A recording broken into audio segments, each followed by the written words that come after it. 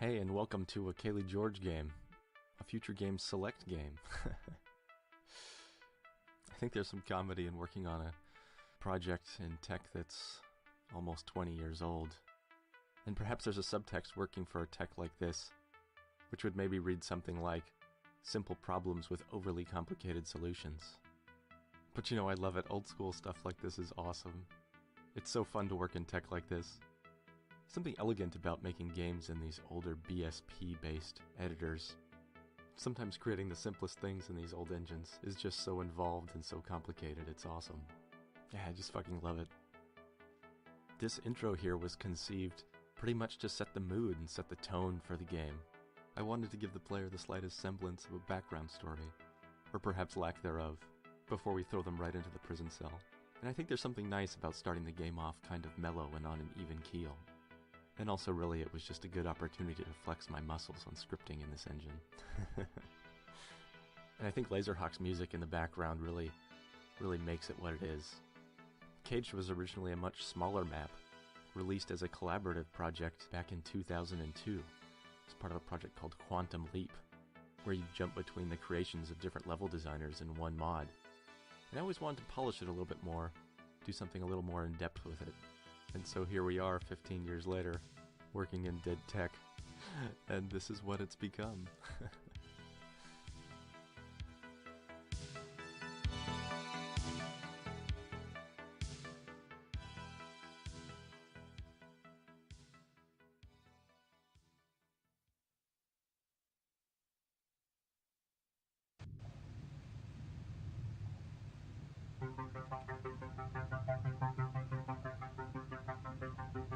Will we ever make it out of here?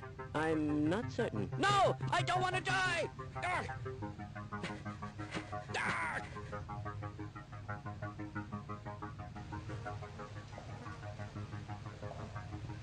I've got to get out of here!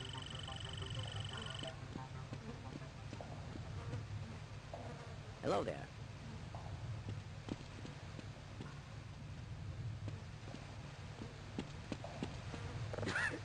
I think something that's not often talked about in games is the building of tension and the building of suspense. The different elements of foreshadowing and layers that come together to build a mood for the player. And I'm not talking about your normal foreshadowing, like the palm tree sunset picture on the wall of the prison, which is a nod to the finale to C.A.G.E.D, but to all the little pieces that come together to make this cell a memorable experience to the player. The dialogue from the player's cellmates, the sound effects in the cell, and the visual effects around the cell all build to a climactic escape. In the original release of C.A.G.E.D, the intro cell was rather bland. The player turned the valve on the pipe and it blew a hole in the floor, but the prison didn't really react. It didn't come to life, it didn't engage the player, and it certainly didn't care that the player was escaping. In reworking this scene, the goal was exactly that. It was to bring the prison to life, to have it react to you escaping, and to try and stop you. And this type of reaction is important. It shows the player the consequences of the world in which they're playing. It sure as hell motivates them to get out of their prison cell and jump down the hole. With my brains and your... I certainly hope you know what you're doing.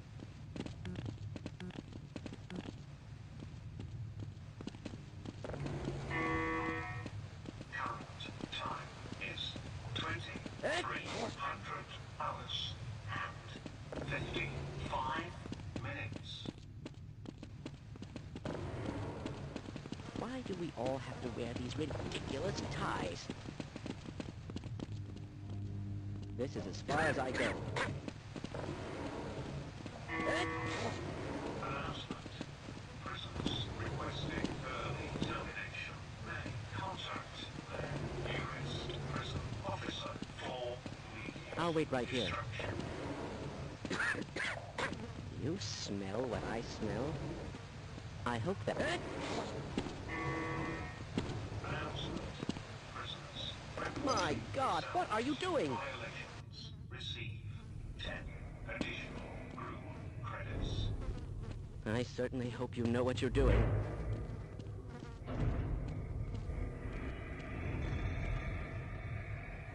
That sound. What is it? Oh no.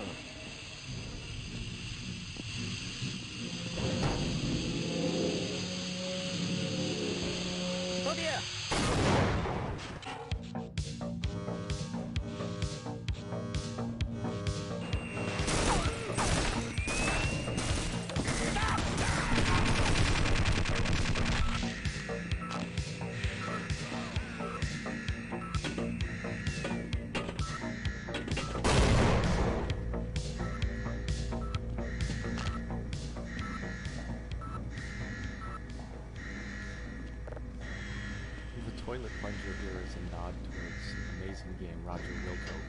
One of the things I always liked about Roger Wilco was that he referred to himself as a sanitation engineer, which of course is just a nice way of calling yourself a janitor. There's something about those games that always intrigued me. I don't know, maybe it's because it was that kind of brutal era of games where the slightest mistake at some critical moment would cost you the game. Leisure Suit Larry's from the same era. I mean, that game can almost be even worse. I mean, one of the first things you do in that game is you're plopped in front of a bar, and there's a street in front of you, and you try and walk in the street, bam, game over. Why would you walk in the street? A car hits you and runs you down. All those games were trial and error. Everything was out to kill you, ruin your fun. I don't know, it's a guilty pleasure, I guess.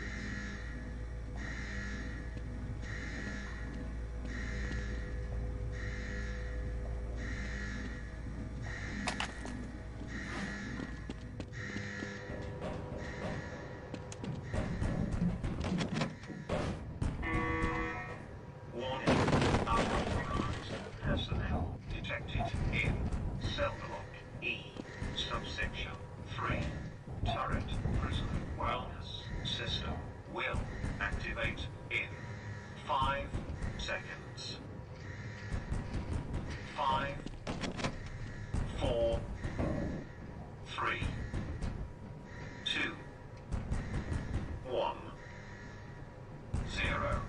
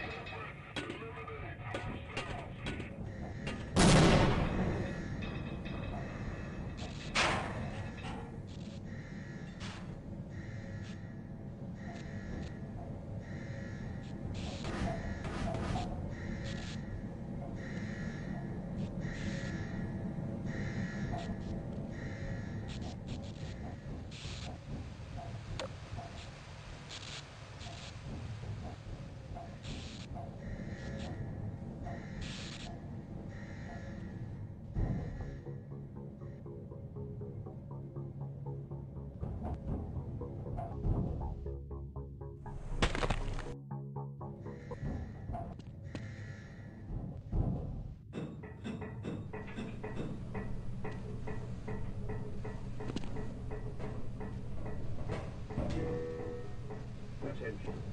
Incident. Custodian. Clean. Services.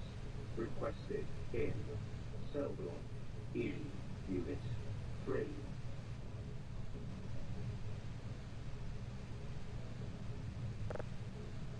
One of my favorite movies of all time is Escape from Alcatraz. And one of the best scenes in that movie is when they finally escape. They break out of the back of their prison cells, and they're climbing up the pipe and ductwork between the different prison blocks, going up to the roof, escaping. But you can see that they're in this space where they really shouldn't be. They need to be quiet. It's claustrophobic. Things are unfamiliar. It's not a livable space. You know, and as you're watching this, you're not sure what's going to happen. Are they going to get caught? Are the prison guards going to come out and catch them in the act? It's suspenseful and it's exciting. And I think that's a really interesting position to put the player in. Put them someplace where they're not sure if they should be there. What are they supposed to do? Are they doing the right thing? Is somebody going to come out and shoot them in the face? I don't know. They don't know. And I think that type of suspense is what makes games interesting and keeps the action going and keeps the fun going. I mean, if I'm in a game and I'm not sure what's going to happen next, heck, I'll take that. I'd love to play a game like that. And that's what's going on with the jump at the beginning of this section. You know, people say they hate jumps to ladders and that they suck and they're no fun. And I don't know, maybe they're right, but I like them. But this jump reinforces that anything can happen in the game. You're set up to expect to be able to bridge a gap, but that's something that this game will challenge you with so that you can move on and climb up a ladder, and that you just have to learn to master jumping. but then in the next section, he'd break the damn pipe you're standing on and throw you down in a pit full of leeches. How's that for meeting your expectation?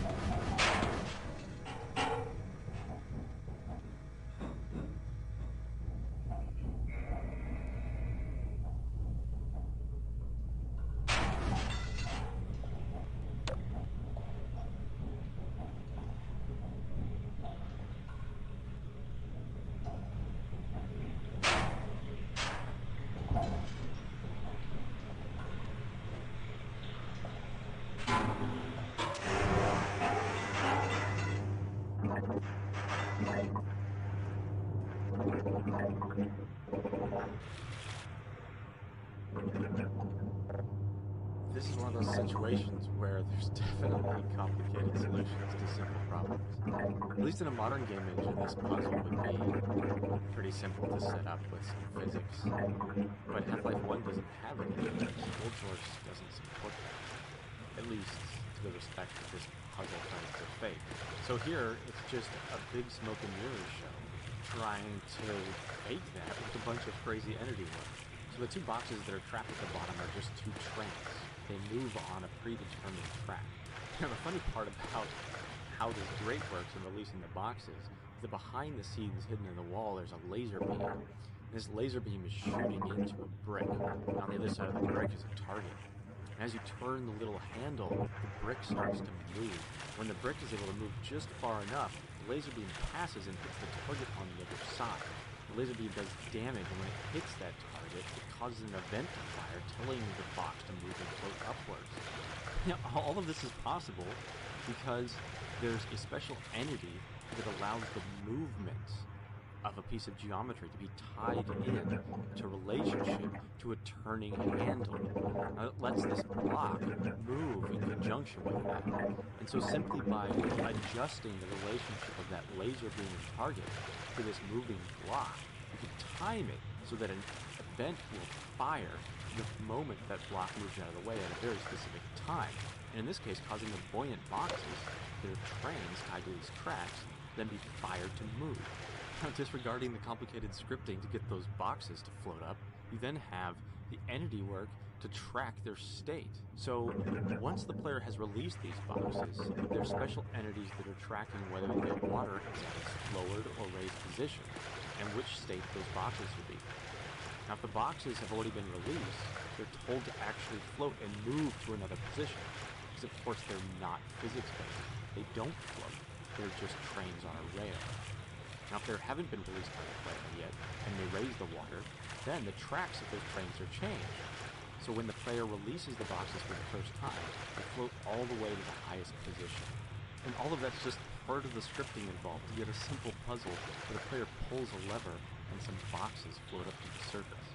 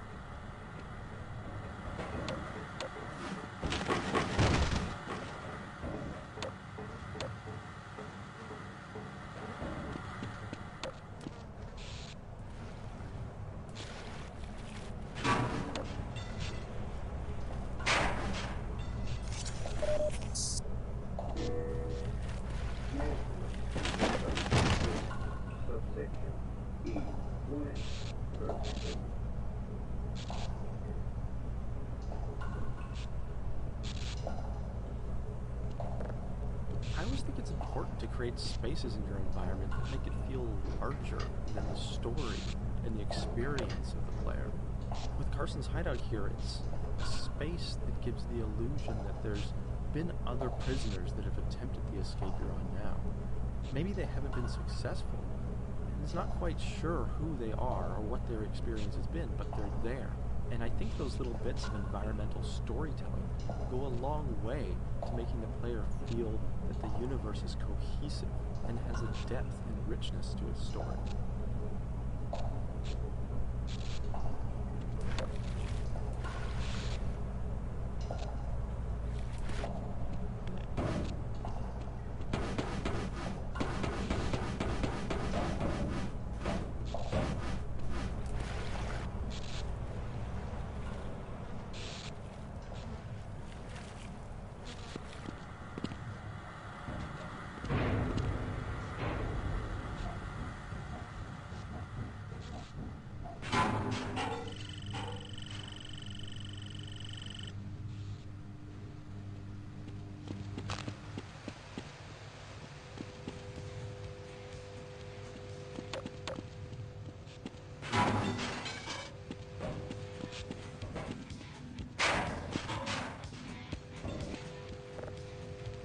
This is one of my favorite little sections of C.A.G.E.D, behind the scenes in the walls of the prison. A lot of it goes back to some of the things I really enjoy the most about prison movies and escapes, is seeing the prisoner figure out how to probe the system for weaknesses, how they're working around security, feeling uncomfortable, not sure whether they're going to get caught, or how exactly they're going to escape. And in this section, I tried to recreate that feeling, presenting the player with an unknown number of choices and dangers, making them test the security and find the areas where it's weak. I think a lot of games, a lot of modern games, have a really hard time making the player feel uncomfortable, and I'm not sure why that is. Games often would handhold the player through a section like this, or not allow the player to feel uncomfortable, or not allow them to not know what to do. It's really a shame that we've seen a trend of games moving away from this, because it's a really exciting feeling, really emotional feeling for the player to have. And it's something that keeps the player from feeling like they're moving linearly from A to B, and instead solving problems in their own way with their own creativity.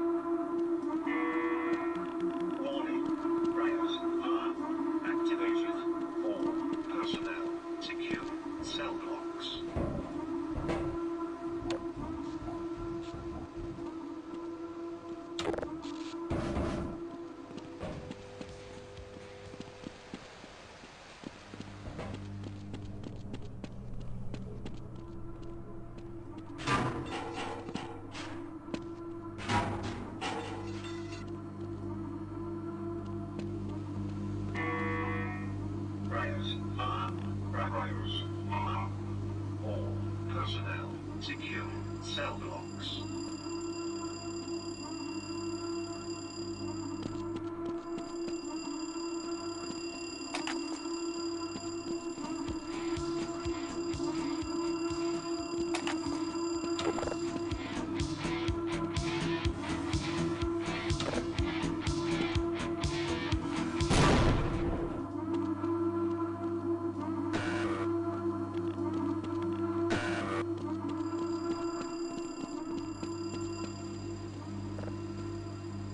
There's a great little trick here in the armory with all the weapons hanging on the wall.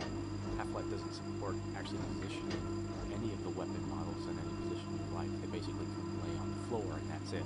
So in the armory, there's a bunch of weapons hidden under the floor that you can't see. And when you pick them up, they're set to trigger different models that are positioned on the wall and turn them off to give the simulation that you picked them up off the wall. There's all these little tricks like this in the Half-Life engine that you kind of have to do because it's old and it couldn't support all the things that a But I like all of that. All that's texture is what makes working in an older game engine fun and interesting. There's different challenges to overcome. And I like finding those creative ways of solving those simple problems with overly complicated solutions. Across the room there's the lockdown status board with a little callback to the cell that you escaped from, and I always liked that. It was something from the original C.A.G.E.D. And across the other side we have the priority alerts. I always like to try and add little touches of humor. I don't know. Google sustenance pump error floats my boat. I think it's funny.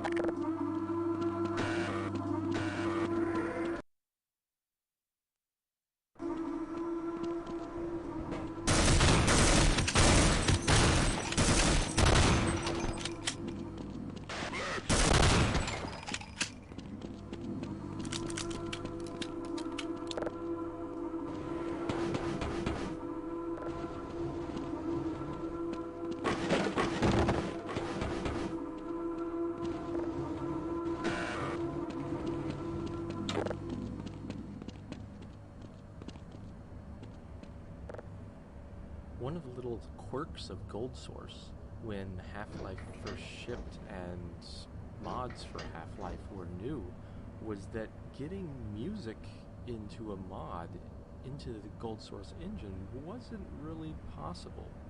The music for Half-Life shipped on the disc. It was on the CD. And as you'd play the game, the disc would be spun up and the game would fire off to play some music and it would pick a track from the CD. It was a dual burnt CD. It had music on one half and data on the other. So if you wanted to have high quality music, you couldn't put an MP3 on there. MP3s were new. Napster was a thing. Like they were a new thing in the world of technology and consumerism. So if you wanted to have music in your Half-Life level, you put it in a wave, and it was compressed down to 8-bit mono, and it sounded absolutely terrible.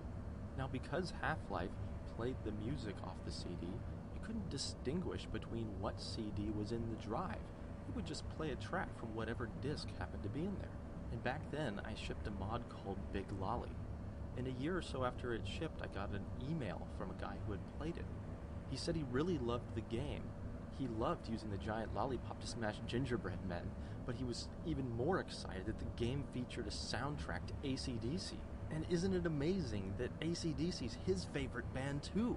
I never had the heart to tell him he just left his CD in the drive.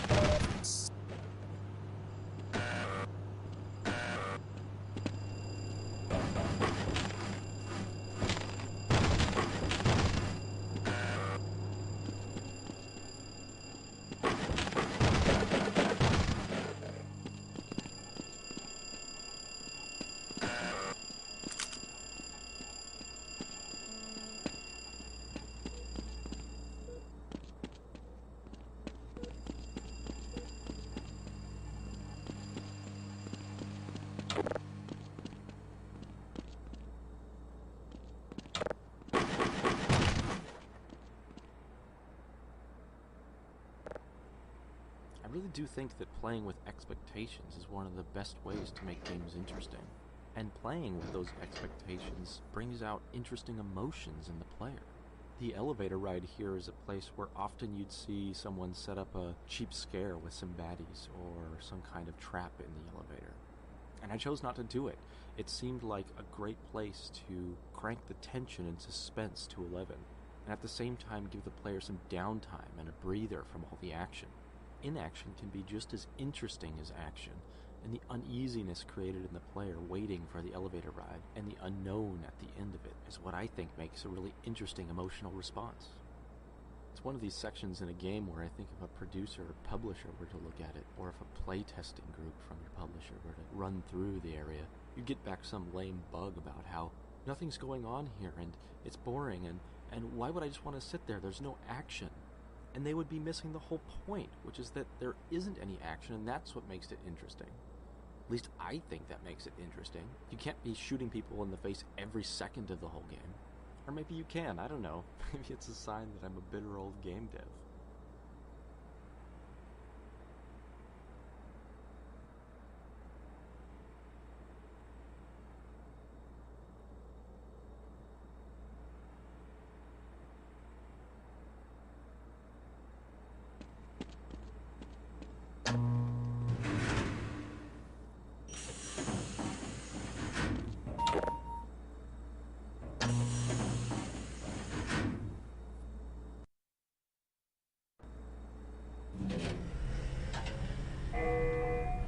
Announcement. Improper operation of exercise blocks will result in elimination of accumulated dual credits.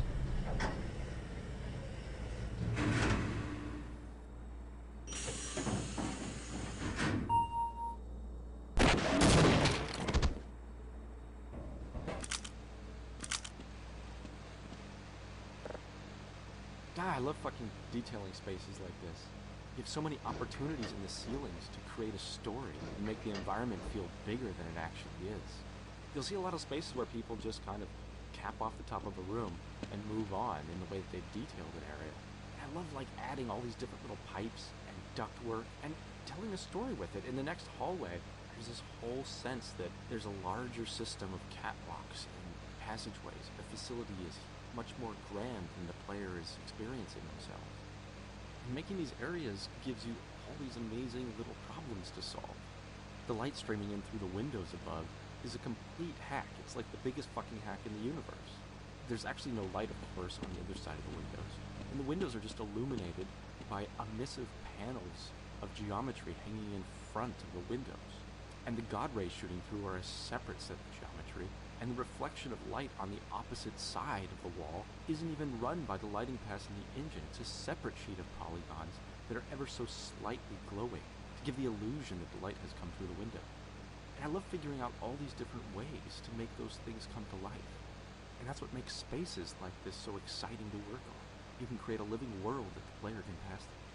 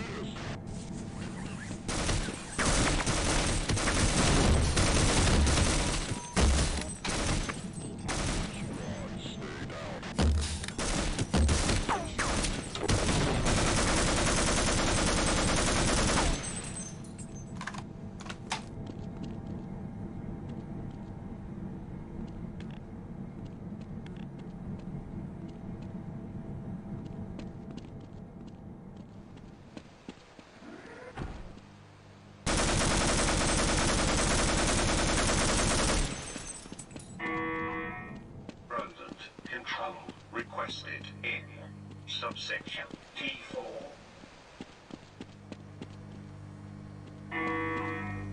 Maintenance requested in group pump control, North Cock.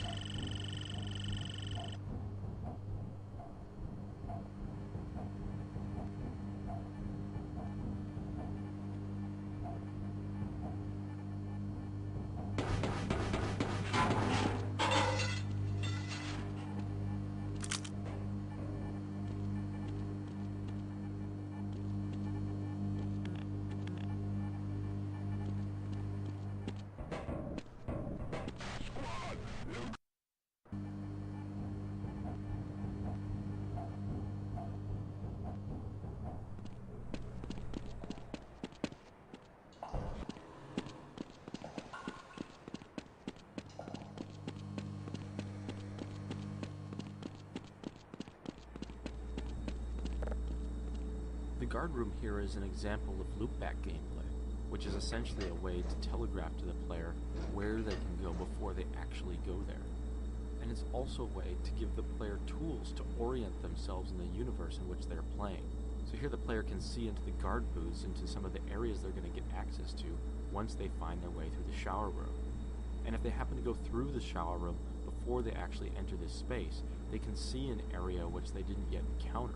And later on from the guard towers, they can come back into this space to have an additional experience. And I've always felt this is one of the best items in a designer's toolbox. One of the crucial things about it is it helps give the player that feeling that they're not on a rail and that their destiny is in their own hands. There's like this magical point in first-person shooters and games that require some amount of puzzle work and critical thinking, where when the player solves a puzzle or gets from A to B or meets a challenge, they feel like they got themselves there. They were the ones that figured out how to get through that challenge, and they feel a sense of excitement and ownership over that solution, when really in reality there was only one solution to begin with. And a loopback which shows the player the breadth of their options and what their experience could or might be is a critical way to create that experience for the player.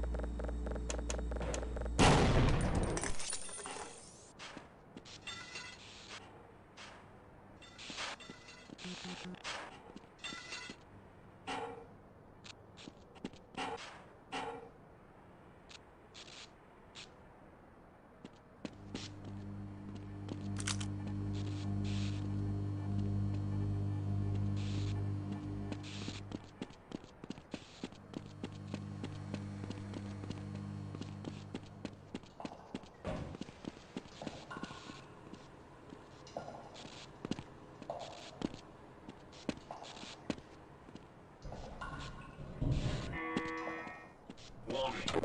Vending machines malfunction.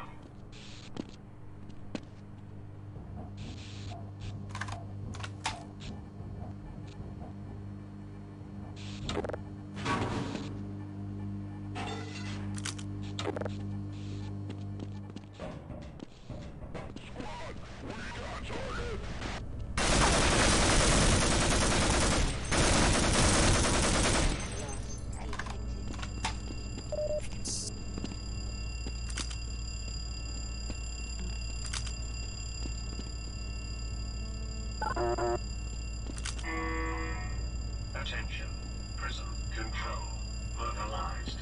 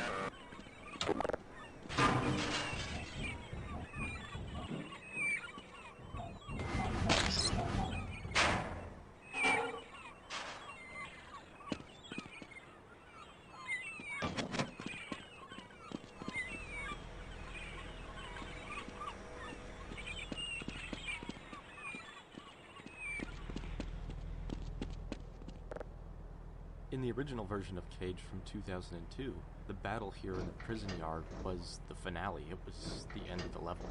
And it was always like a marriage that was never consummated. It just didn't quite hit the mark for what it needed to be. It was never designed as a proper finale. It never pushed the player to that peak, to that limit. So now it's used as a fight before the finale, and it sets the player up, and it foreshadows that there's greater challenges still yet to come. My favorite thing about this space is that it changes. The player's given the ability to explore it in a non-hostile setting. Once you eliminate the guards from the towers, you can move around the space and get a feel for it. And later on, it completely changes with the prison control that comes in. And I really enjoy a space like this. It's a jungle gym. It's a choose-your-own-adventure. And I love how it works now as the appetizer for the finale. After you go through the cargo doors, you hear that music, and you just know shit's gonna get fucking crazy. Another personal favorite part of this space in the yard here is kind of just what it is. It's a prison yard that's located next to the exit to the prison. I don't really know what kind of prison would actually do that, but I think it's pretty hilarious. I don't know, maybe it comes from movies like The Shawshank Redemption or other prison films where you kind of see the guys hanging out in the yard and the bus rolls in and the fresh fish get off. I don't know, they're usually in close proximity, but I'm not sure the front door is ever actually part of the wall of the prison yard.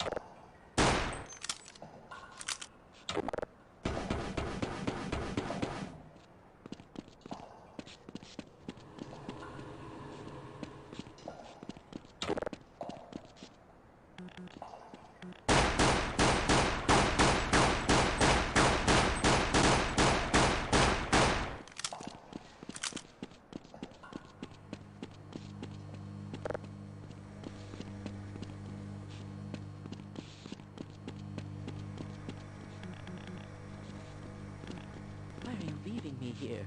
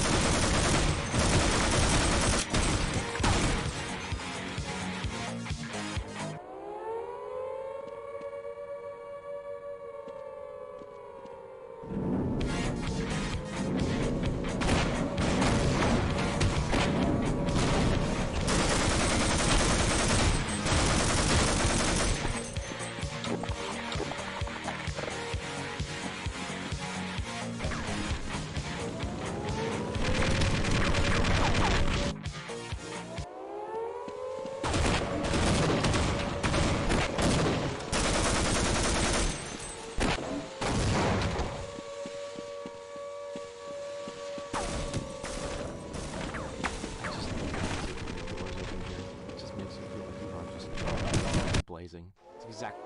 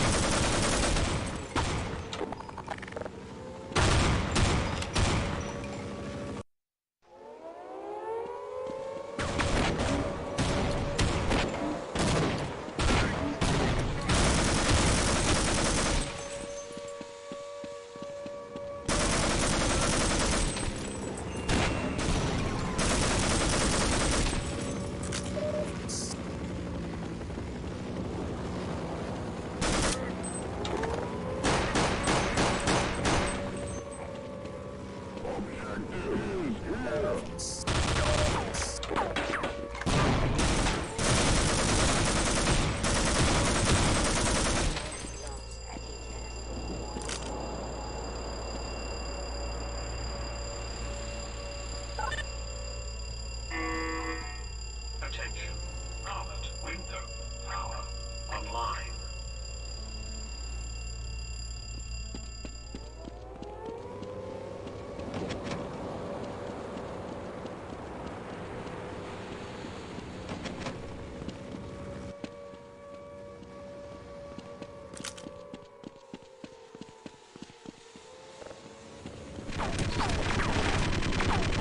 It just makes you feel like you aren't.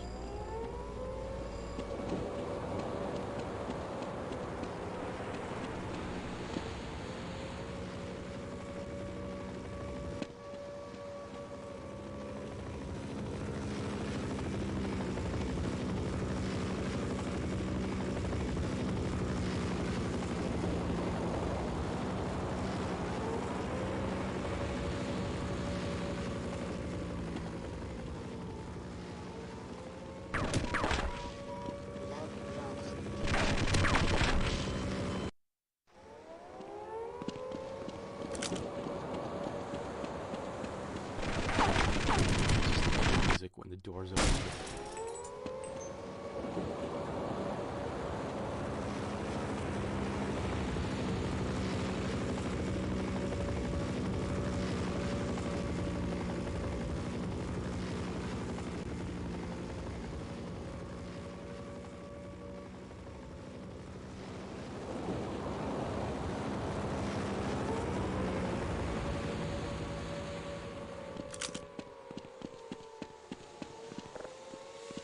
Just makes you feel like you want to just charge.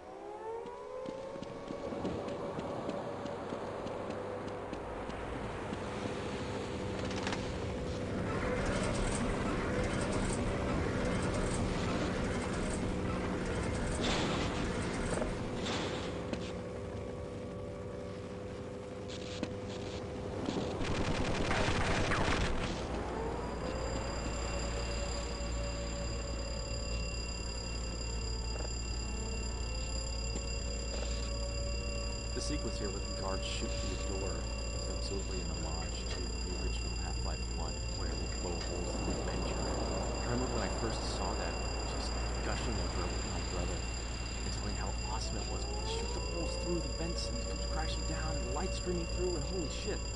It's like at the time, that effect was just fucking mind-blowing.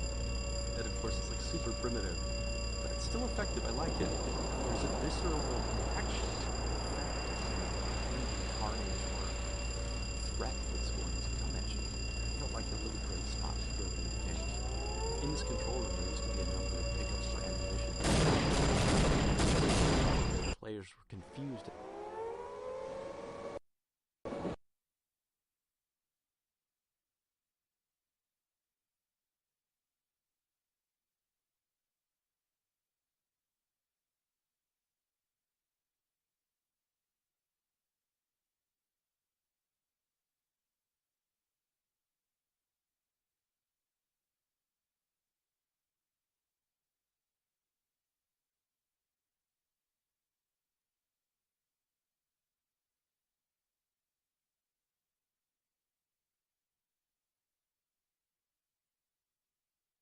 The sequence here where the guards shoot through the door is absolutely an homage to the original Half-Life 1, where they blow holes through a vent you're in. I remember when I first saw that, just gushing over it with my brother and telling how awesome it was when they shoot the holes through the vents and it comes crashing down and the light streaming through, and holy shit. It was like, at the time, that effect was just fucking mind-blowing.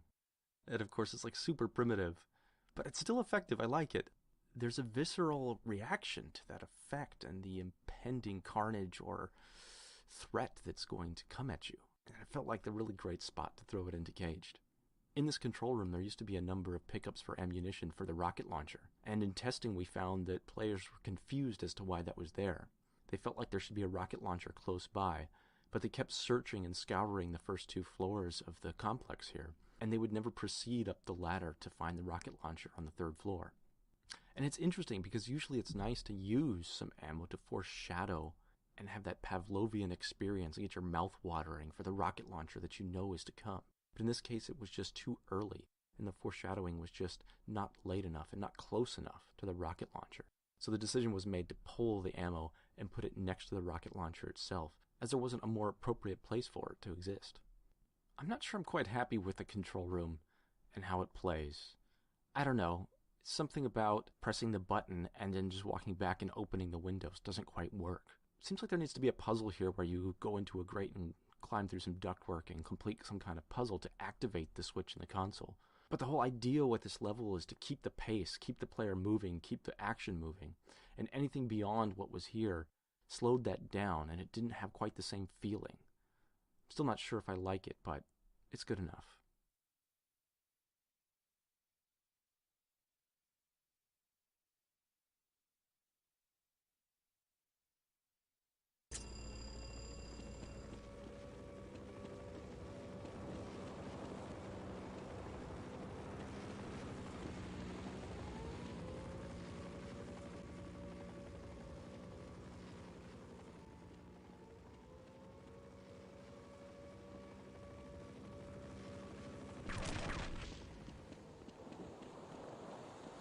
I just love the music when the doors open here. It just makes you feel like you want to just charge out, guns blazing. It's exactly the feeling that I wanted to have come through in this finale.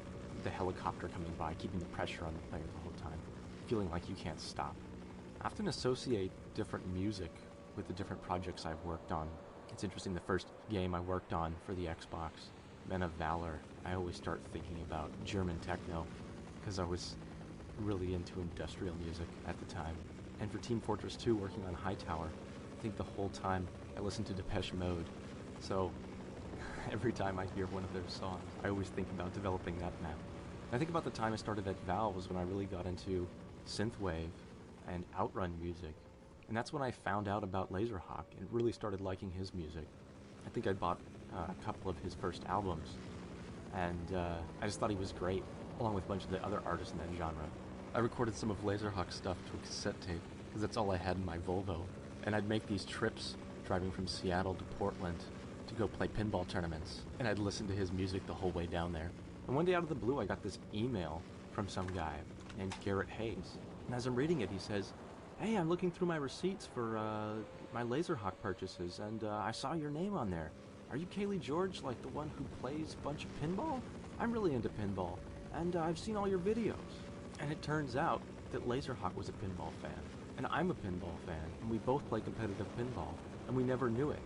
And as we got to talking, he's telling me he's my fan, and I'm telling him I'm his biggest fan, and we've been friends ever since.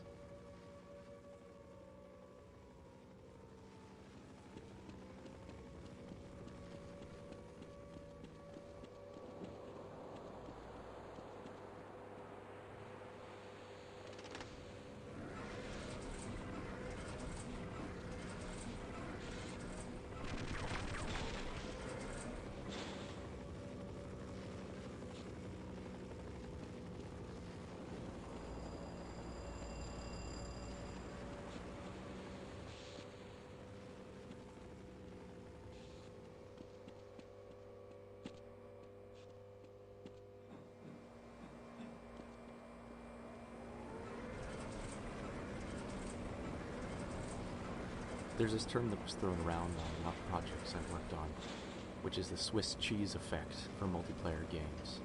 And it's kind of like if you have combat or a situation going on, and it's just too much, the player can't handle everything that's being thrown at them. There's too many points of danger. The visual fidelity of what the player sees is just Swiss cheese. They're playing whack-a-mole with threats. And that's what was originally going on with this ending fight and coming up to the jet boat. Originally there were way more enemies here. There was the guards themselves pulled up in jet boats. They had automated guns that were firing at the player. But it was just too much to handle. It was much too difficult for players. And it resulted in players dying and retrying over and over again to finish the game. And that wasn't fun. This last level is supposed to be about a fast-paced escape and a finale of kicking ass and explosions. And it highlights an important point, which is design by elimination can often be much more successful than iterating on dead content that didn't pan out. There's a saying that players won't miss what doesn't ship, and it's absolutely true.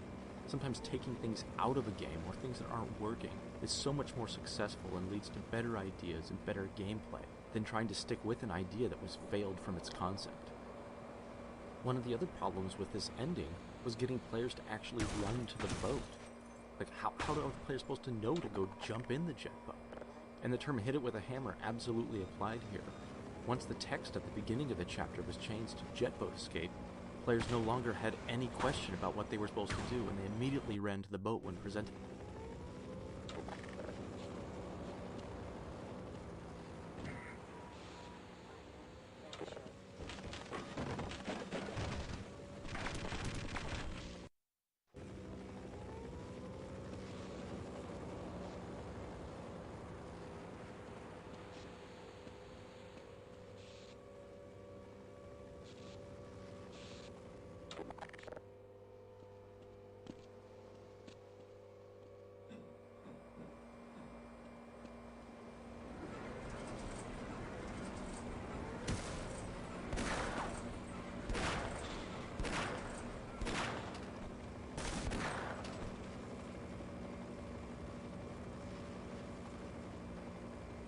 There's this term that was thrown around on a lot of projects I've worked on, which is the Swiss cheese effect for multiplayer games. And it's kind of like if you have combat or a situation going on, and it's just too much, the player can't handle everything that's being thrown at them. There's too many points of danger. The visual fidelity of what the player sees is just Swiss cheese. They're playing whack-a-mole with threats. And that's what was originally going on with this ending fight and coming up to the jet boat. Originally there were way more enemies here. There was the guards themselves pulled up in jet boats. They had automated guns that were firing at the player. But it was just too much to handle. It was much too difficult for players. And it resulted in players dying and retrying over and over again to finish the game.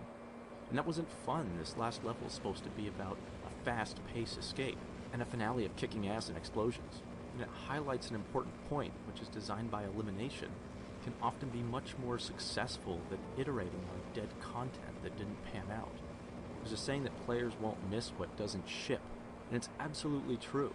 Sometimes taking things out of a game or things that aren't working is so much more successful and leads to better ideas and better gameplay than trying to stick with an idea that was failed from its concept.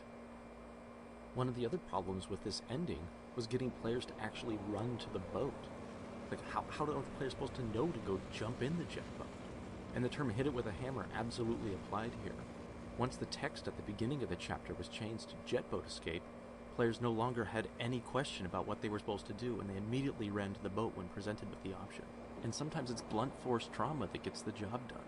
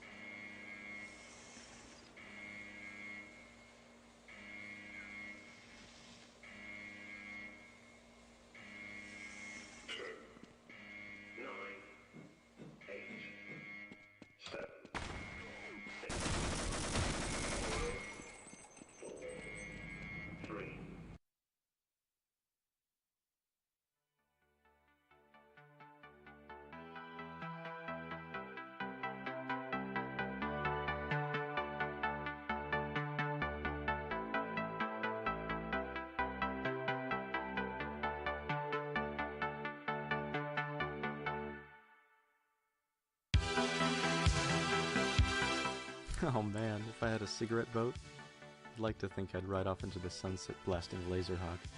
The whole idea for this scene came from this song, A Promise, and it just felt so fitting to have the game end in some sort of Miami Vice cutscene. I'll shut up now. Let's listen to that awesome track.